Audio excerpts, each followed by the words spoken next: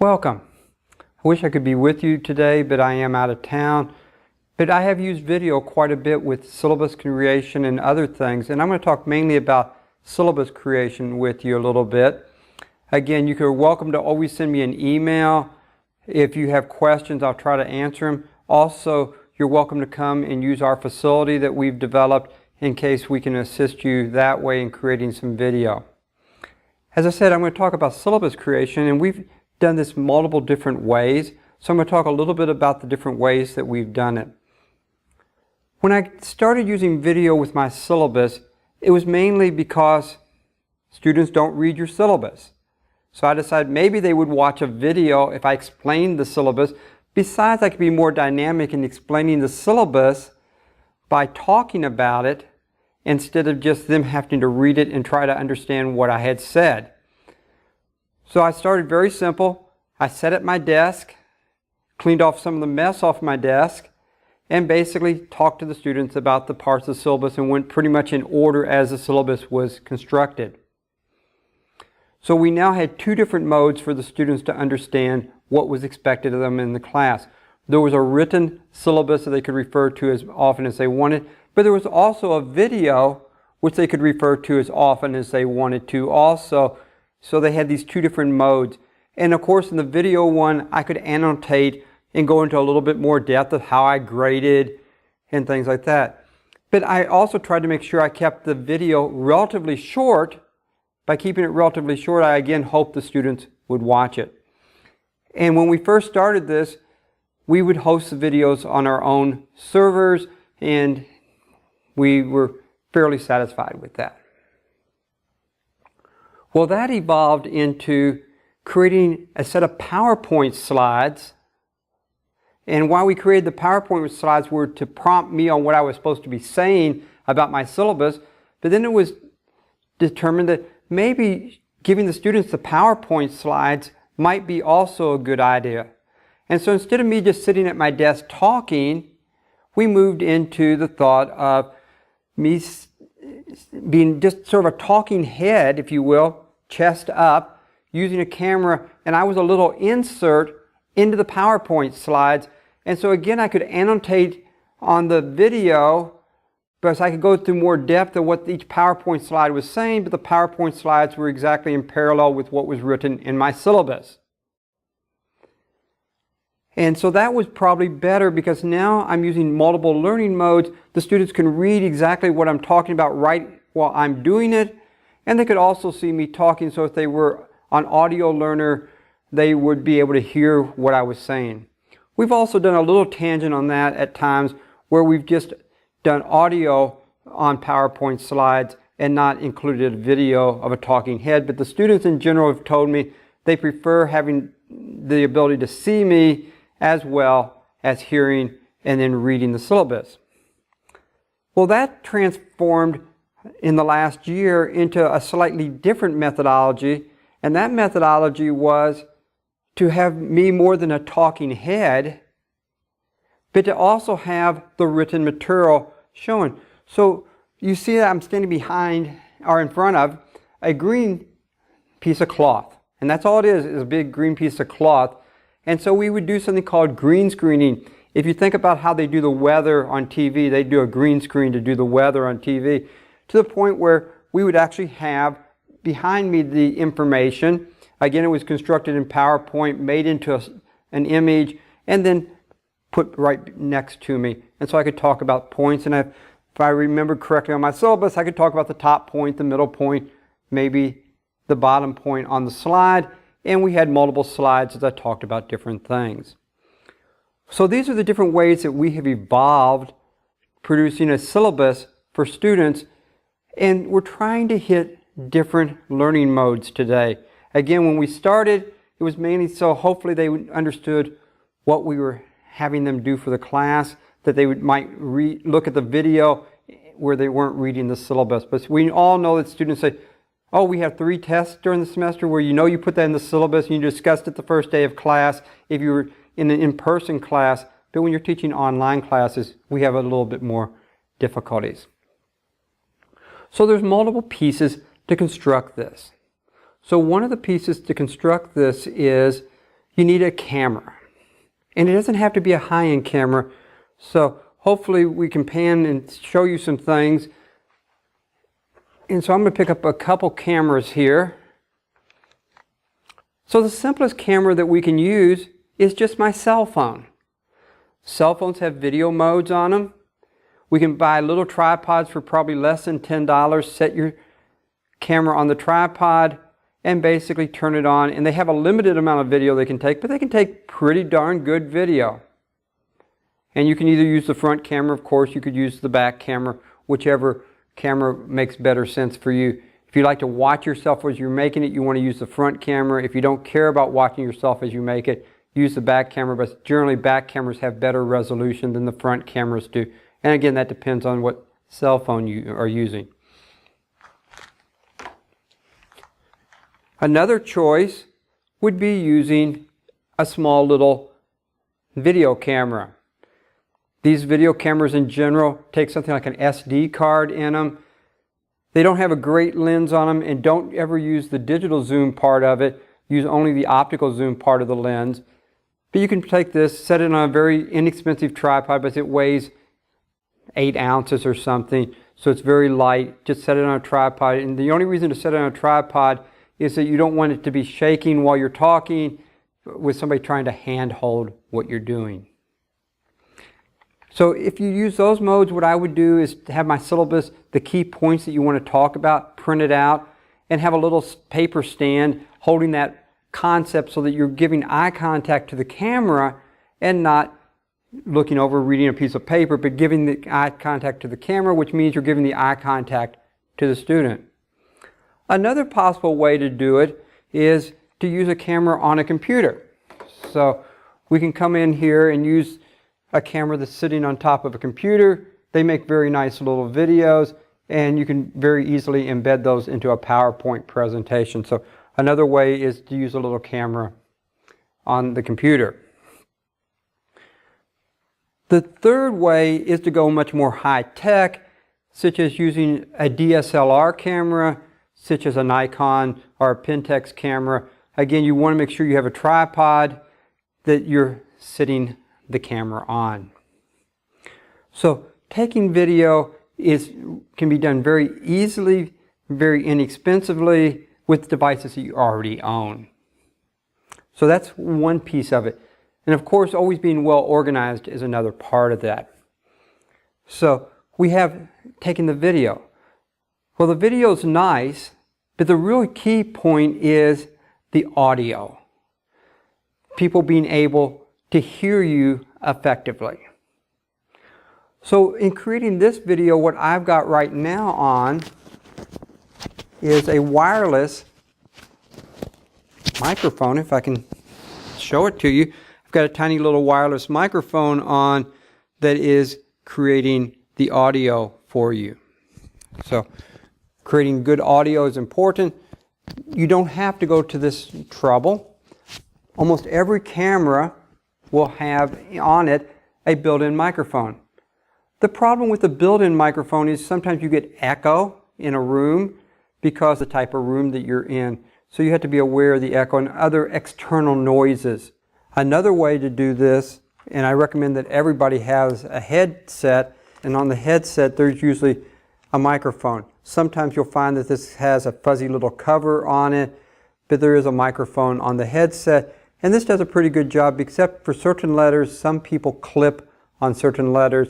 Clipping means we sort of cut off the high frequencies. It just goes flat sort of on what's saying there, and you get a little click maybe even going in there. So a headset, everybody needs a headset so you can listen to what you said, but you don't want the whole world to hear what you said.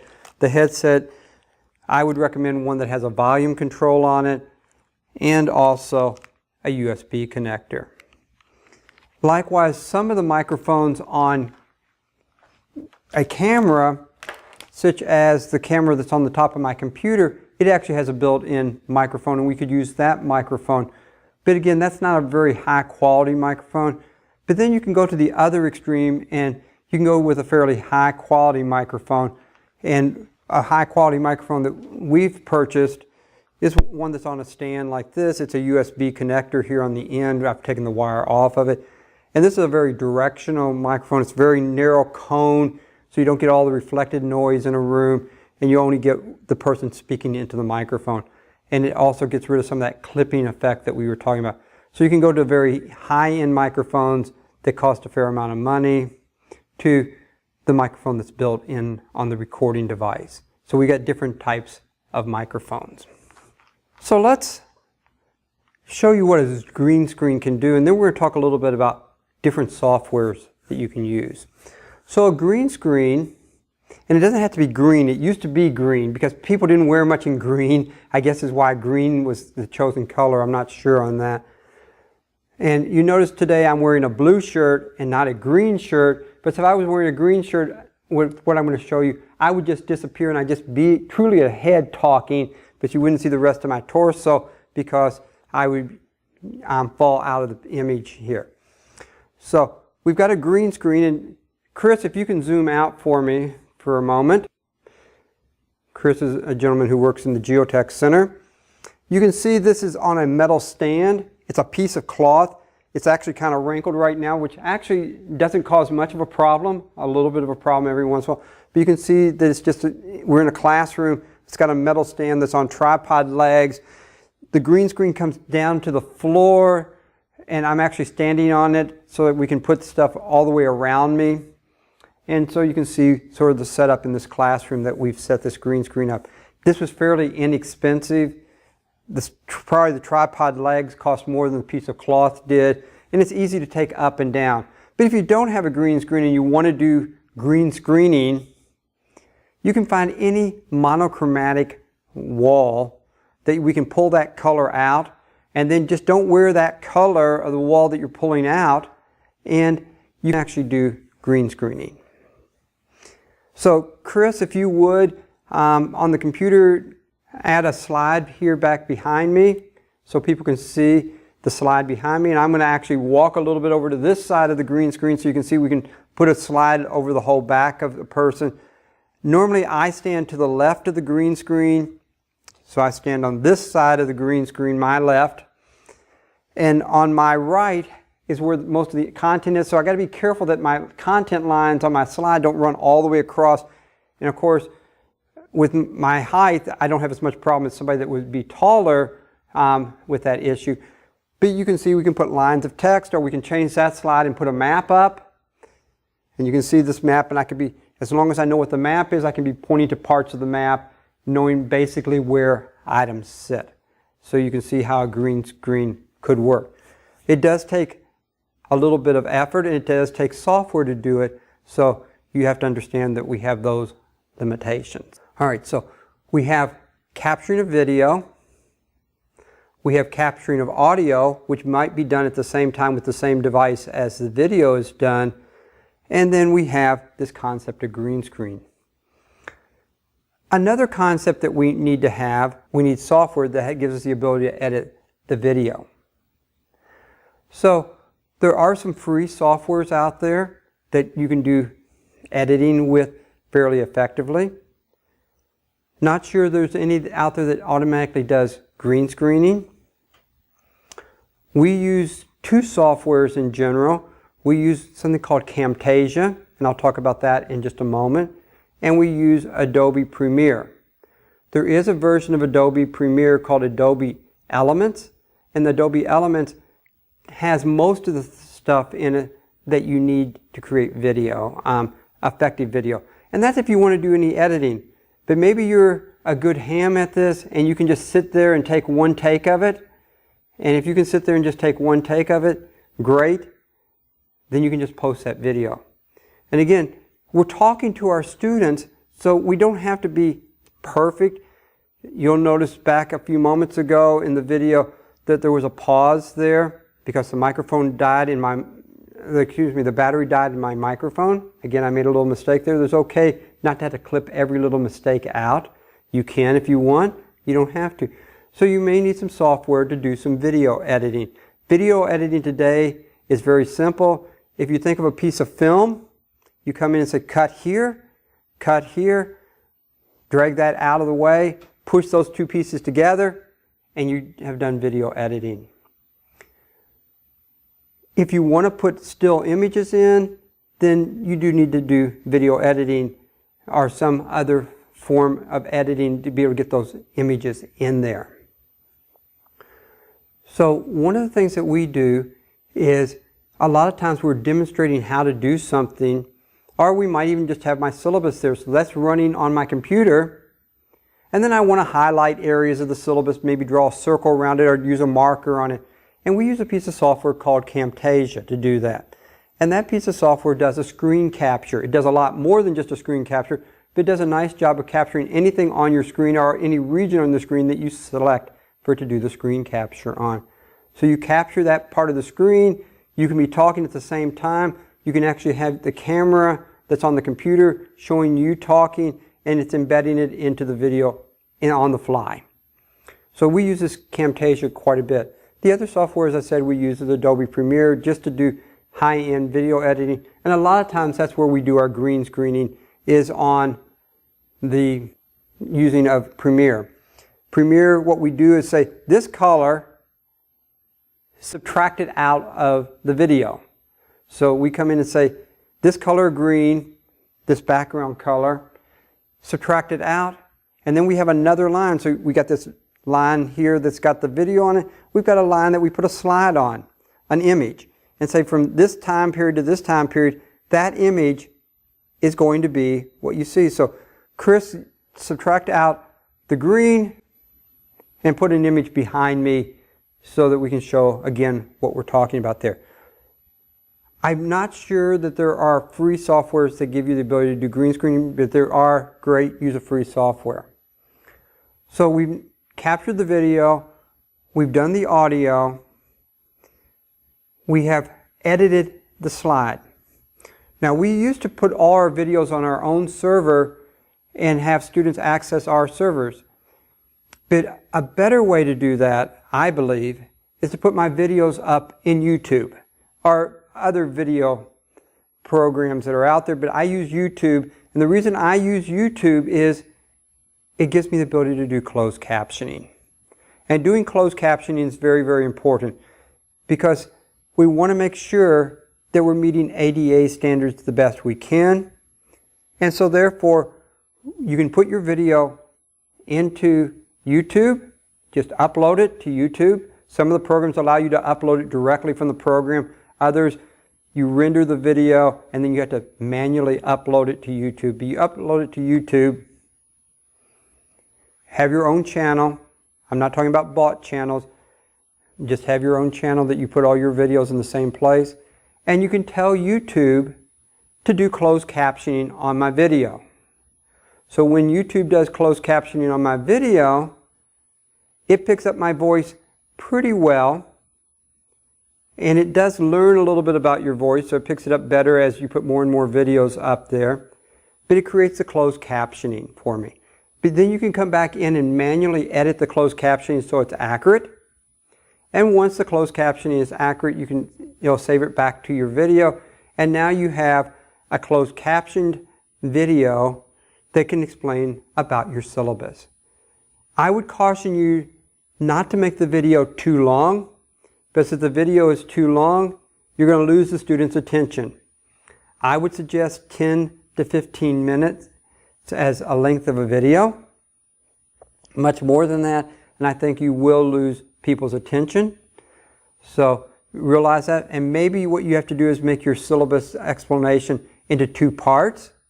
One part explain half the syllabus, and the other part explain maybe the grading part of the syllabus and dropping the class, that type of situation. So you make your syllabus into two parts. Realize as you change your grading methodologies, you'll have to create a new video.